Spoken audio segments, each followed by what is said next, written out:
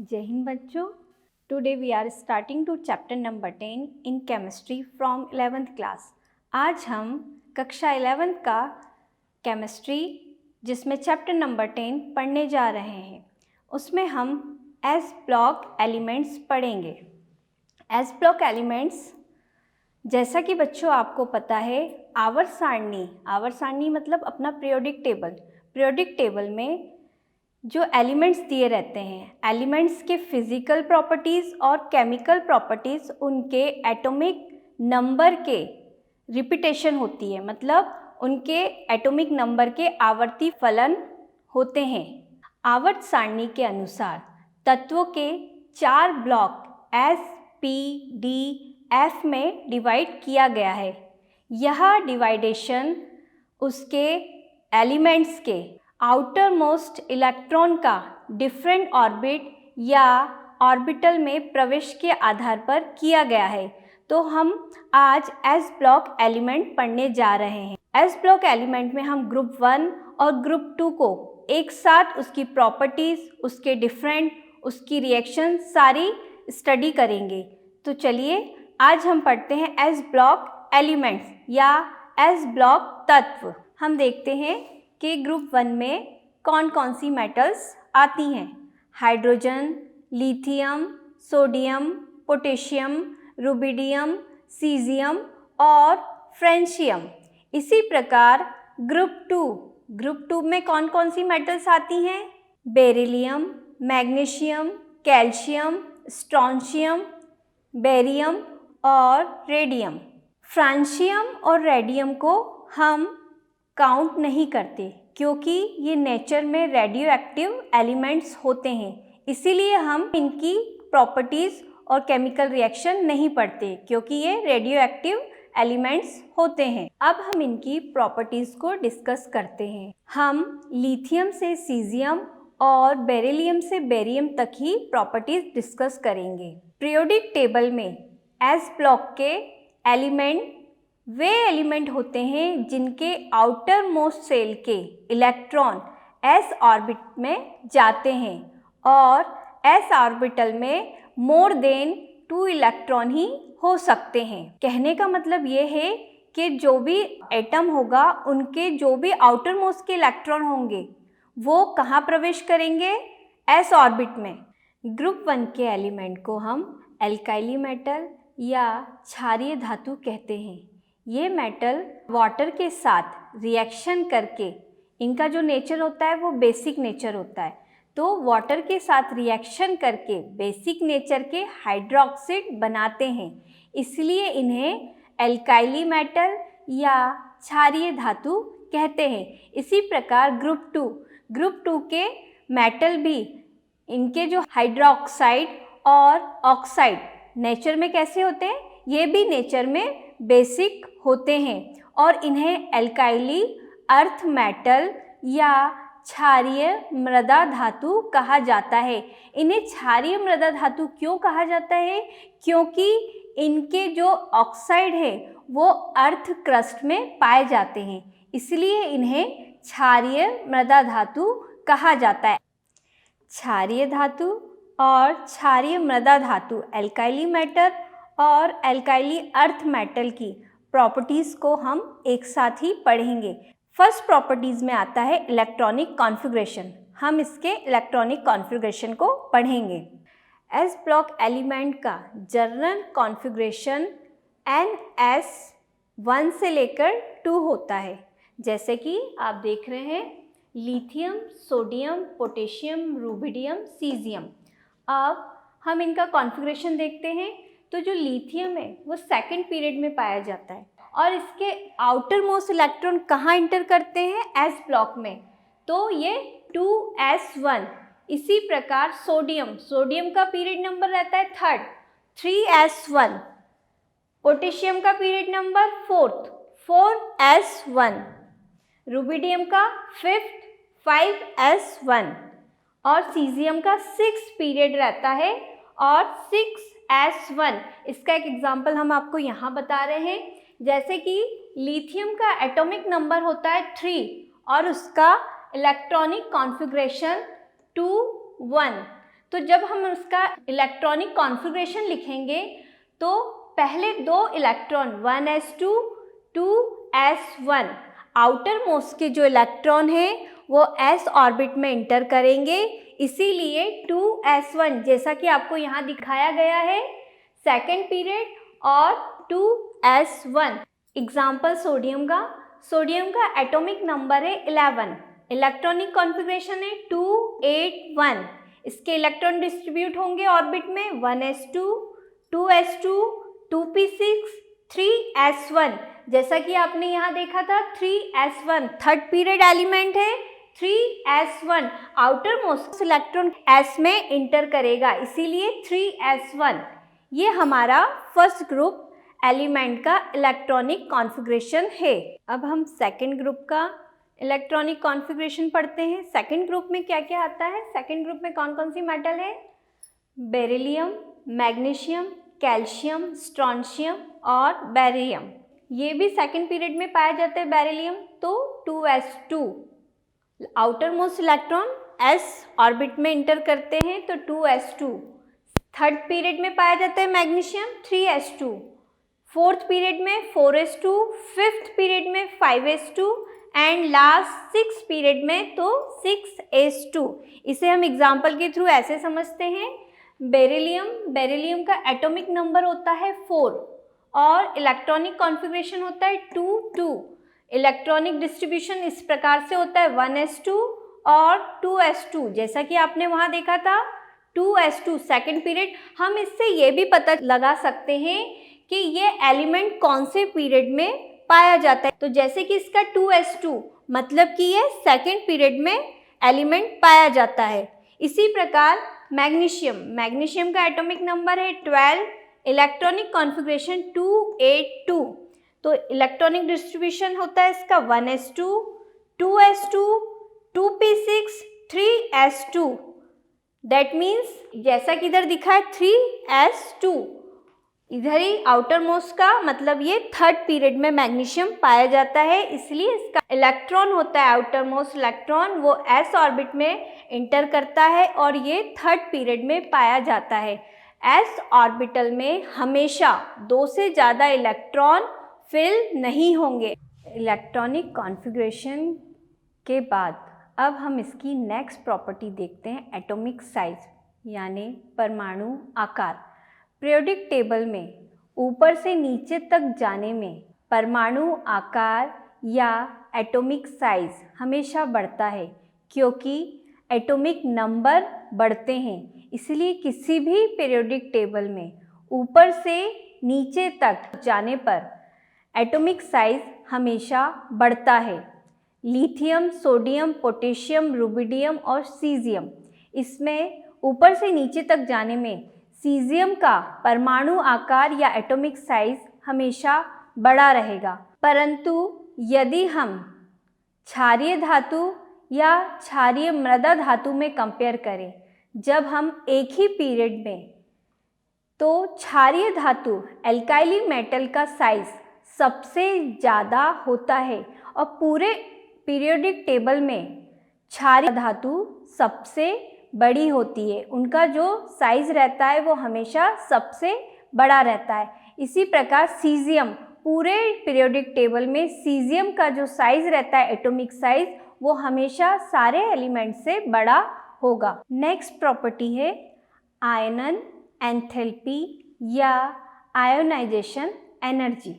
किसी भी एटम में से, उसके बाहरी कक्षा में से, आउटर मोस्ट शेल में से इलेक्ट्रॉन को निकालने के लिए जो एनर्जी की आवश्यकता होती है या जितनी एनर्जी हम देते हैं, तो उस एनर्जी को हम क्या कहते हैं? आयोनाइजेशन एनर्जी या आयनन एंथैल्पी।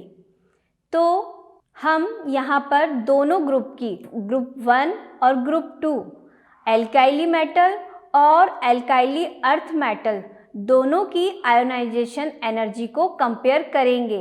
लिथियम ऊपर से नीचे जाने पर एटॉमिक साइज बढ़ता है तो आयोनाइजेशन एनर्जी कम होती है। इसको हम एक छोटे से एग्जाम्पल के थ्रू समझते हैं।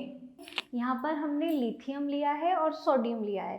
तो लिथियम का एटॉमिक नंबर है 3 और इलेक्ट्रॉनिक कॉन्फ़िगरेशन 2 1। पर जब हम देखते हैं तो लिथियम का साइज़ जो है बहुत छोटा साइज़ है।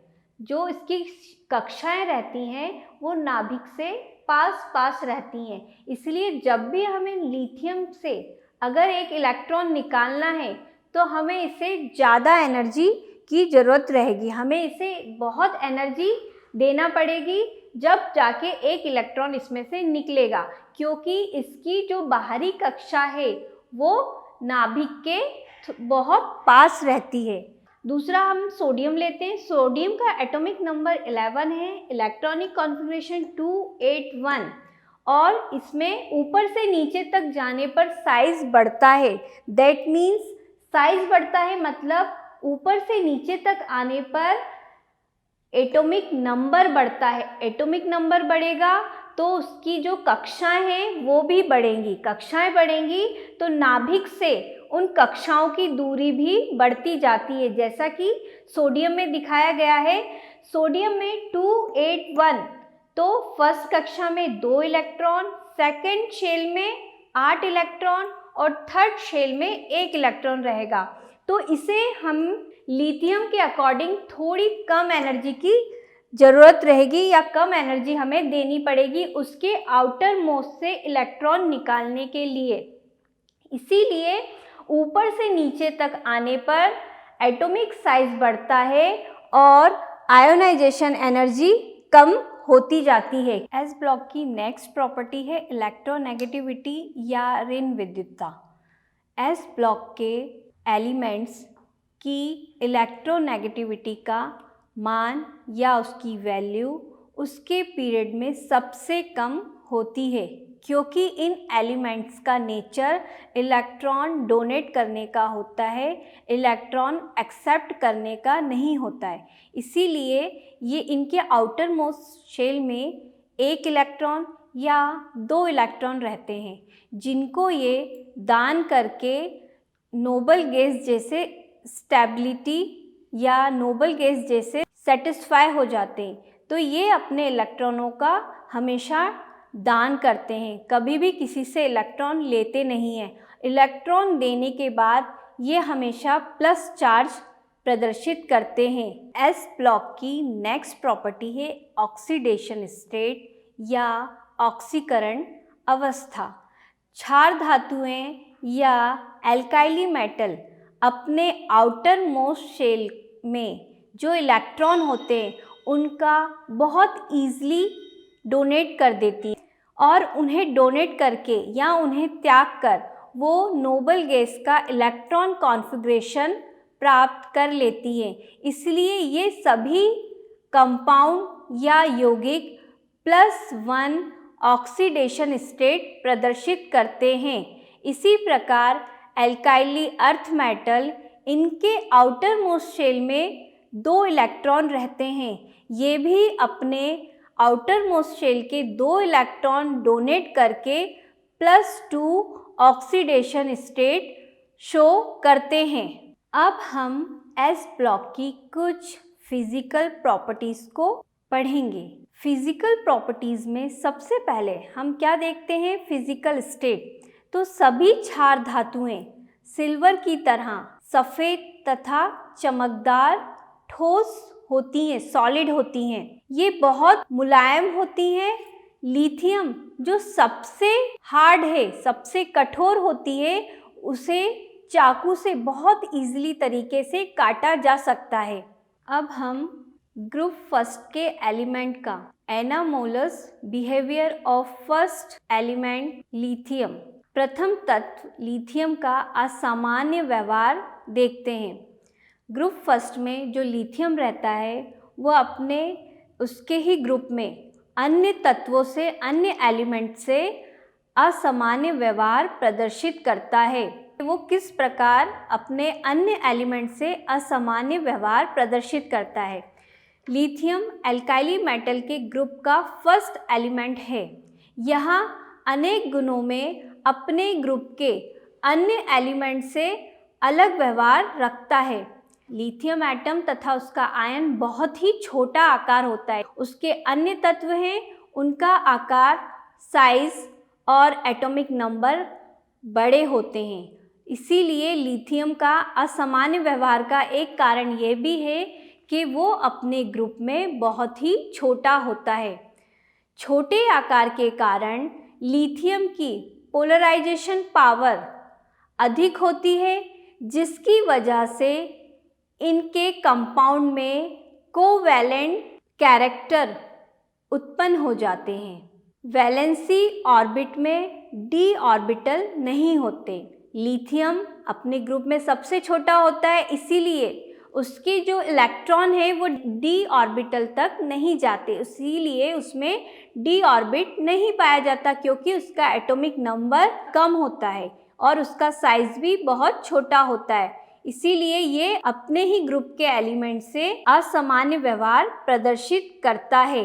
इसी प्रकार ग्रुप टू एल्काइली अर्थ मेटल, उसमें बेरिलियम वो भी अपने ही ग्रुप के अन्य एलिमेंट से असामान्य व्यवहार करता है। बेरिलियम का भी जो साइज रहता है, बेरिलियम क्षारीय मृदा धातु समूह का प्रथम तत्व है, जैसे कि लिथियम है, और यह भी अन्य तत्वों से अनेक गुणों में भिन्नता रखता है। समूह में, ग्रुप में बेरिलियम एटम का आकार सबसे छोटा होता है। बेरिलियम का छोटा आकार होने के कारण बेरिलियम आयन की पोलराइजेशन पावर अधिक होती है, जिससे इसके कंपाउंड में भी कोवेलेंट नेचर आ जाता है। और संयोजी कोश में डी ऑर्बिटल नहीं होते, तो यह भी अपने अन्य तत्वों से असमानता प्रदर्शित करता है। अब हम देखते हैं डायगोनल रिलेशनशिप या विकर्ण संबंध। मैडलिफ के अनुसार पीरियोडिक टेबल के सेकेंड पीरियड के एलिमेंट थर्ड पीरियड के एलिमेंट के अपने से एक आगे वाले ग्रुप के एलिमेंट से गुणों में समानता रखते हैं। यह लक्षण डायगोनल रिलेशनशिप या विकर्ण संबंध कहलाता है। लिथियम और मैग्नीशियम आपस में विकर्ण संबंध या एक दूसरे से समानता रखते हैं। तो आइए हम देखते हैं लिथियम और मैग्नीशियम में क्या क्या समानता होती है। लिथियम और मैग्नीशियम की एटॉमिक रेडियाई लगभग समान होती है, क्योंकि दोनों का जो एटॉमिक रेडियाई है वो थोड़ी बहुत समानता प्रदर्शित करता है। लिथियम का इलेक्ट्रोपॉजिटिव गुण मैग्नीशियम के समान ही होता है। तो लिथियम की बहुत सारी प्रॉपर्टीज़ हैं जो मैग्नीशियम से समानता दिखाती हैं। इसी प्रकार लिथियम का मेल्टिंग पॉइंट और बॉइलिंग पॉइंट अन्य क्षार धातुओं की तुलना में अधिक होते हैं, परंतु मैग्नीशियम के मेल्टिंग पॉइंट और बॉइलिंग पॉइंट के समान होते हैं। इसी प्रकार मैग्नीशियम के मेल्टिंग पॉइंट और बॉइलिंग पॉइंट भी अधिक होते हैं। लिथियम और मैग्नीशियम दोनों ही कम क्रियाशील होते हैं और पानी के साथ बहुत धीरे धीरे क्रिया करके H2 गैस निकालते हैं। H2 गैस जब वो रिएक्शन करते हैं तो H2 गैस निकलती है। लिथियम फ्लोराइड व मैग्नीशियम फ्लोराइड पानी में नॉन सॉल्युबल रहते हैं, इसीलिए लिथियम मैग्नीशियम से काफ़ी समानता प्रदर्शित करता है और उन दोनों के बीच में विकर्ण संबंध रहते हैं। अब हम कुछ महत्वपूर्ण कंपाउंड, महत्वपूर्ण यौगिकों का बनना देखते हैं। तो आइए हम ये देखते हैं कि ये किस प्रकार बनाया जाता है। हम सबसे पहले सोडियम कार्बोनेट या वॉशिंग सोडा इसे बनाना सीखते हैं। इसकी एक मेथड दी गई है, हम इस मेथड के थ्रू इन्हें बनाना सीखते हैं। जल योजित सोडियम कार्बोनेट को, जल योजित मीनिंग के मॉलिक्यूल्स में वाटर प्रेजेंट है। जल योजित सोडियम कार्बोनेट को कपड़े धोने का सोडा और निर्जल सोडियम कार्बोनेट को, जिसमें वाटर मॉलिक्यूल नहीं है, जिस सोडियम कार्बोनेट में वाटर मॉलिक्यूल प्रेजेंट रहता है उसे जलयोजित सोडियम कार्बोनेट, और जिसमें वाटर मॉलिक्यूल एब्सेंट रहता है उसे निर्जल सोडियम कार्बोनेट या सोडा ऐश कहते हैं। इंडस्ट्रियल में सोडियम कार्बोनेट को 3 विधि से बनाया जाता है। फर्स्ट, ली ब्लॉक विधि, सेकंड, सॉल्वे या अमोनिया सोडा विधि, थर्ड, विद्युत अपघटनी विधि। तो हम यहाँ पे सॉल्वे विधि के द्वारा सोडियम कार्बोनेट का बनाना सीखेंगे। सॉल्वे विधि 5 स्टेप में पूरी होती है। तो फर्स्ट स्टेप में सोडियम क्लोराइड को क्या कहा गया है? ब्राइन। सोडियम क्लोराइड को अमोनिया से सैचुरेट करना, यह क्रिया सैचुरेटिंग टावर में की जाती है। इस टावर में सांद्र sodium chloride, concentrate sodium chloride को अमोनिया के साथ सैचुरेट या संतृप्त किया जाता है। नमक का विलयन ऊपर से नीचे गिराया जाता है और अमोनिया गैस नीचे से ऊपर प्रवाहित की जाती है। नमक का विलयन नीचे आते आते अमोनिया से संतृप्त हो जाता है। इस टावर में विलयन को कुछ देर पड़ा रहने देते हैं, जिससे नमक के सॉल्यूशन में उपस्थित कैल्शियम, मैग्नीशियम और आयरन सॉल्टों की अशुद्धियाँ हाइड्रोक्साइड एवं कार्बोनेट के रूप में अवक्षेपित होकर नीचे बैठ जाते हैं। अब इन अशुद्धियों को छानकर फिल्टर कर अलग कर दिया जाता है। अमोनियामय ब्राइन को एक कूलर में प्रवाहित करके ठंडा किया जाता है। यहाँ से यह सॉल्यूशन कार्बोनेटिक टावर में प्रवेश करता है। सेकेंड स्टेप में आता है हमारा कार्बोनेटिक टावर। तो इसमें क्या होता है? इसमें कूलर से आने वाले अमोनियामय ब्राइन को इस टावर के मध्य थोड़ा सा ऊपर से गिराया जाता है और चूने की भट्टी से आने वाली कार्बन डाइऑक्साइड नीचे से प्रवाहित की जाती है। अमोनियामय ब्राइन कार्बन डाइऑक्साइड से पूर्णतः क्रिया करके सोडियम बाइकार्बोनेट बनाता है। सोडियम बाइकार्बोनेट नॉन सॉल्युबल अविलय होने के कारण सॉल्यूशन में सस्पेंडेड रहता है, निलंबित रहता है और एक गाढ़ा सॉल्यूशन बन जाता है। थर्ड स्टेप है वैक्यूम फिल्टर।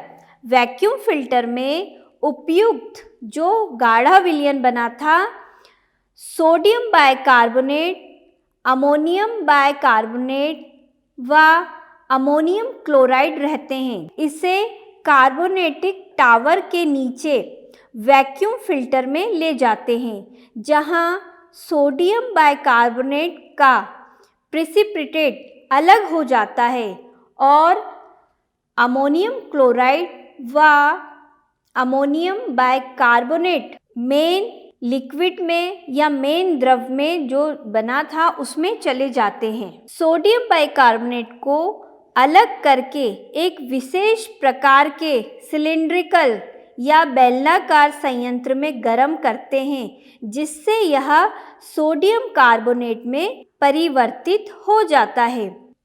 नेक्स्ट स्टेप है अमोनिया रिकवरी। जो भी हमें स्टेप में अमोनिया प्राप्त होती है उसे हम एक उसमें कलेक्ट करते हैं, तो यह है ammonia recovery tower. Vacuum filter से प्राप्त लिक्विड को अमोनियम क्लोराइड व अमोनियम बाइकार्बोनेट का घोल इस टावर में डालते हैं।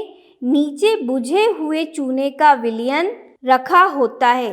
यहाँ इन्हें भाप के द्वारा गर्म करते हैं। भाप की गर्मी से अमोनियम बाइकार्बोनेट का अपघटन होता है और CO2 कार्बन डाइऑक्साइड व अमोनिया उत्पन्न होती है। इसके साथ ही चूने के विलयन व अमोनियम क्लोराइड के बीच भी क्रिया होती है और अमोनिया उत्पन्न होती है।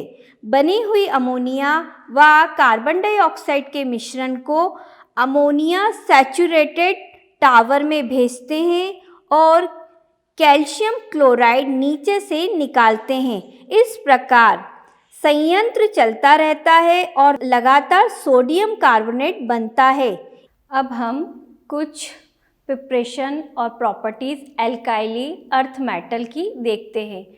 तो उसमें से कुछ इम्पोर्टेंट्स एलिमेंट्स हैं जिनके हम मेथड देखते हैं। उनमें से कुछ हैं कैल्शियम ऑक्साइड, कैल्शियम कार्बोनेट और plaster of Paris.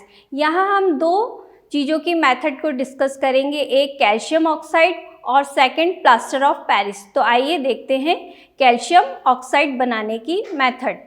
Calcium carbonate बनाने की मेथड में कैल्शियम को एयर की प्रेजेंस में या हवा में गर्म करके बनाया जाता है। यहाँ कैल्शियम कार्बोनेट या नाइट्रेट को भी हवा में गर्म करके कैल्शियम ऑक्साइड बनाया जाता है। कैल्शियम ऑक्साइड को बिना बुझा हुआ चूना या क्विक लाइम भी कहा जाता है। तो आइए हम देखते हैं कैल्शियम ऑक्साइड कैसे बनता है। यहाँ पर कैल्शियम नाइट्रेट के द्वारा कैल्शियम ऑक्साइड को बनाना दिखाया गया है। यहाँ पर हमने कैल्शियम नाइट्रेट लिया है। कैल्शियम नाइट्रेट को गर्म करने पर हमें कैल्शियम ऑक्साइड प्राप्त होता है, जिसमें हमारा NO2 अलग हो जाता है और ऑक्सीजन अलग हो जाता है। उसी प्रकार कैल्शियम कार्बोनेट को गर्म करने पर हमारा कैल्शियम ऑक्साइड CO अलग हो जाता है और कार्बन डाइऑक्साइड अलग निकल जाता है। अब हम देखेंगे प्लास्टर ऑफ पेरिस बनाने की मेथड। यहाँ पर जिप्सम को 120 से 130 डिग्री सेंटीग्रेड पर गर्म करने पर बनाया जाता है। प्लास्टर ऑफ पेरिस बनाने की रिएक्शन में टेम्परेचर को 140 डिग्री सेंटीग्रेड के नीचे ही रखा जाता है। इससे ऊपर टेम्परेचर हम नहीं लेंगे। आइए इसकी रिएक्शन हम देखते हैं। जैसे कि आप देख रहे हैं प्लास्टर ऑफ पेरिस बनाने की रिएक्शन बोर्ड पर दिखाई गई है। इसमें कैल्शियम सल्फेट और 2 मॉलिक्यूल ऑफ वाटर है। इसको हम जब रिएक्शन करते हैं, गर्म करते हैं, तो कैल्शियम सल्फेट और वाटर मॉलिक्यूल इसमें से 2 वाटर मॉलिक्यूल में से एक वाटर मॉलिक्यूल इसी के साथ रहते हैं, बाकी के वाटर मॉलिक्यूल अलग हो जाते हैं। ये हमारा प्लास्टर ऑफ पेरिस बनाने की रिएक्शन है। प्लास्टर ऑफ पेरिस का यूज़ हम कहाँ कहाँ करते हैं? इसका यूज़ हम जब कुछ हड्डियाँ टूट जाती हैं तो प्लास्टर चढ़ाने में हम प्लास्टर ऑफ पेरिस का यूज़ करते हैं। कुछ खिलौने बनाने में, मूर्तिकार जो होते हैं वो मूर्ति बनाने में प्लास्टर ऑफ पेरिस का उपयोग करते हैं। प्लास्टर ऑफ पेरिस के बहुत सारे यूजेस हैं, जिसमें से कुछ मैंने आपको बताए हैं। तो बच्चों, आशा करती हूँ आज एस ब्लॉक एलिमेंट के बारे में, ग्रुप 1 और ग्रुप 2 के बारे में जितना भी जो कुछ मैंने यहाँ आपको समझाया है तो आपको समझ में आया होगा। इसी के साथ आज हम अपनी क्लास यहीं पर समाप्त करते हैं। हम आगे नेक्स्ट क्लास में मिलेंगे। तब तक के लिए थैंक यू।